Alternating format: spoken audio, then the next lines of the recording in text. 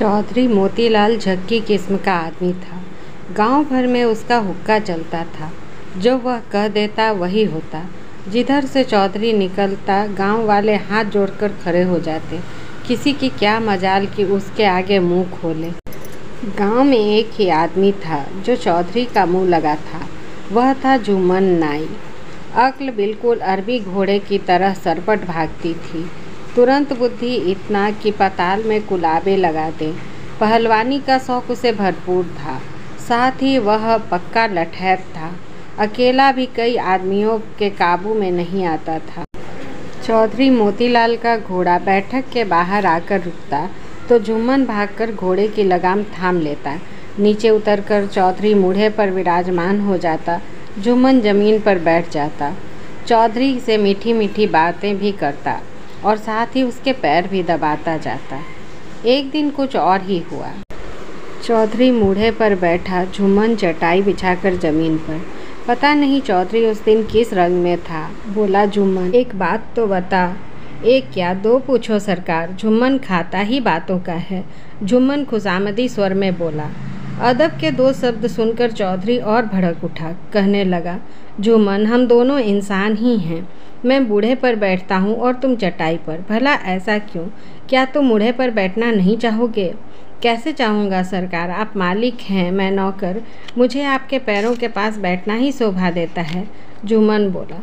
चौधरी तो आज जैसे नक में था। बोला, जुम्मन, मान लो मैं चटाई पर बैठना चाहूँ, तब तुम कहाँ बैठोगे? कहाँ बैठूँगा सरकार, मैं खाली ज़मीन पर बैठ जाऊँगा। और अगर मैं ज़मीन पर बैठना चाहूँ तब तुम कहाँ बैठोगे? चौधरी ने सवाल के ऊपर सवाल जड़ दिया।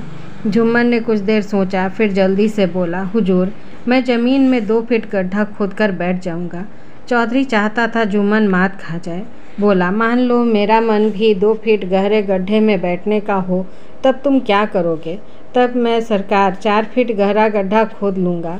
चौधरी हारा नहीं, उसने अपनी मांग आगे बढ़ा दी। कहने लगा, जुम्मन, मान लो तुम गड्ढा खोदते खोदते काफ़ी नीचे पहुंच जाओ और ज़मीन से पानी निकलने वाला हो, मेरी इच्छा वहीं बैठने को करने लगे, तब बताओ कि तुम क्या करोगे? जुम्मन तुरंत बुद्धि तो था ही। बोला, हुजूर, आपने ठीक ही सोचा। गहराई तक खुदाई होगी तो पानी निकलेगा ही। आप पानी की धार के पास बैठेंगे और मैं पानी में। मगर पानी में बैठोगे कैसे? चौधरी बोला, बैठूंगा नहीं सरकार, पानी में डूब मरूंगा। मगर तब सरकार क्या करेंगे? जुम्मन ने ऊपर मुंह उठाकर कहा। चौधरी चुप हो गया। कैसे कहे कि मैं भी पानी में डूब मरूंगा? मगर चौधरी को बुरा लगा कि जुम्मन ने उसे हरा दिया। अपनी खीज उतारने के लिए बोला, जुम्मन, अब घर जाओ, कल तुमसे कुछ ज़रूरी बातें करूंगा।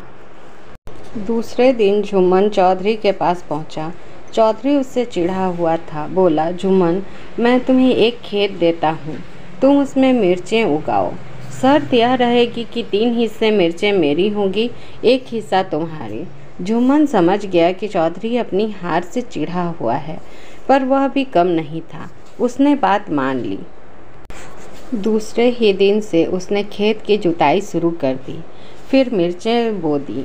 फसल बढ़िया हुई। चौधरी ने सोचा कि पैदावार अच्छी हुई है, 1/4 हिस्से में भी जुम्मन काफ़ी मिर्चें ले जाएगा। कुछ करना चाहिए।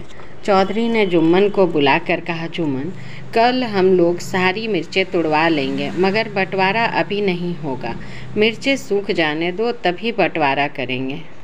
जुम्मन जहर का घूंट पीकर रह गया। मिर्चें सूखने लगी। कुछ दिनों में मिर्चें सूख गई। चौधरी ने 3 हिस्से मिर्च बोरियों में भरवाकर अपने घर भेज दी। जुम्मन अपने हिस्से की मिर्चें उठाने लगा तो चौधरी बोला, भाई जुम्मन, तुम तो जानते ही हो कि हम इस गांव के चौधरी हैं। जी सरकार, चौधरी तो आप हैं ही। जुम्मन बोला, बस फिर समझ जाओ, अपने हिस्से से चौधराहट का हिस्सा निकाल दो। कहते हुए चौधरी ने 1/4 हिस्से में से भी आधी मिर्चें हड़प ली। जुम्मन झुंझलाता अपने हिस्से की 2 बोरी मिर्चें लेकर लौट गया। 4-5 दिन बाद एक रात 2 चोर चौधरी का घोड़ा चुराने आए। चोरों ने हाथे की दीवार फांदी और दबे पांव अंदर दाखिल हो गए। दरवाजे के पास चौधरी के नौकर सो रहे थे। तभी एक नौकर की आंख खुल गई। चोरों ने यह देखा तो वे पास की एक कोठरी में जा छुपे। इसी कोठरी में मिर्चों की बोरियां रखी थी। चोर कुछ देर तक सुन गुन लेते रहे। फिर उसमें से एक चोर फुसफुसाया, यार अभी कुछ देर यहीं रुको, इस नौकर को गहरी नींद में सो जाने दो, फिर घोड़ा खोलकर ले चलेंगे। दूसरे चोर ने कहा, ठीक कहते हो, तब तक मैं बीड़ी पी लूँ। यह कहकर उसने जेब से माचिस निकाली। बीड़ी सुलगाकर जली माचिस बोरियों पर फेंक दी। सूखी मिर्चों ने तुरंत आग पकड़ ली। धीरे धीरे आग सुलझने लगी। आग सुलगी तो मिर्चों से धुआं उठा। अब तो चोरों की नानी याद आ गई। छींक के बाद छींक, सांस लेना भी मुश्किल, नाक से छींक और आंखों से पानी। चोर सिर पकड़ते बाहर भागे। तब मिर्चों का धुआं पूरे अहाते में फैल गया। नौकर भी दनादन छींकने लगे। एक नौकर बाहर भागा। उसने चौधरी को खबर कर दी। आग की लपटें देखकर आस पड़ोस वाले भी भागे आए। चौधरी भी वहां पहुंच गया। लोग आग बुझाने दौड़े, मगर जो भी आगे बढ़ता आग छी करने लगता। इस बीच चोरों ने मौका देखा, मुंह पर कपड़ा बांधा और घोड़ा खोलकर ले चले। रात का अंधेरा था। एक दो लोगों ने उन्हें घोड़ा ले जाते हुए देखा भी, मगर चिल्लाते कैसे, छींकों के मारे सबका बुरा हाल था। पास पड़ोस में शोर सुनकर झुमन भी जाग गया। वह उठा, सिर पर मुड़ासा बांधा, हाथ में तेल चुपड़ी, लाठी ली और चल पड़ा। रास्ते में उसे चोर मिल गए। चौधरी के घोड़े को झुमन पहचान गया। उसने चोरों को ललकारा। चोर घोड़ा छोड़कर भागने लगे, मगर झुमन के एक ही वार से वो चोर गिर पड़े। दोनों को उसने पकड़ लिया। फिर दोनों को अपने घर ले आया। घोड़ा भी साथ था। चोरों को उसने कोठे में बंद कर दिया। सुबह हुई। झुमन चौधरी के पास पहुंचे। चौधरी उदास बैठा था। झुमन को देखकर भड़क उठा। रात कहाँ चला गया था? वक्त पर धोखा दे गया। पता है, रात मिर्चों की बोरियों में आग लग गई और घोड़ा भी चोरी हो गया। झुमन बोला, क्या बकता है, तू चोरों से मिला हुआ है क्या? चौधरी चीखा, नाराज क्यों होते हो मालिक? चलो चोरों से मिला दूँ, उन्हीं से पूछ लेना। चौधरी गुस्से में भरा था। उठकर झुमन के साथ चल दिया। घर आकर झुमन ने कोठा खोल दिया।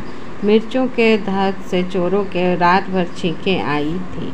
उनकी आंखें सूजी गई थीं। चौधरी ने उन्हें पकड़वा कर थाने भेज दिया।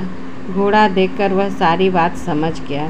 तभी उसे छींक आई। चौधरी बोला, भाई झुमन, इन मिर्चों ने दिमाग खराब कर दिया। इस बार मिर्चों की नहीं, गेहूं की खेती करना। ज़रूर करूँगा मालिक, मगर क्या इस बार भी चौथाई का हिस्सा ही मिलेगा? चौधरी उसका व्यंग्य समझ गया। बोला, नहीं, इस बार आधी फसल तू ले लेना, यही तेरा इनाम होगा।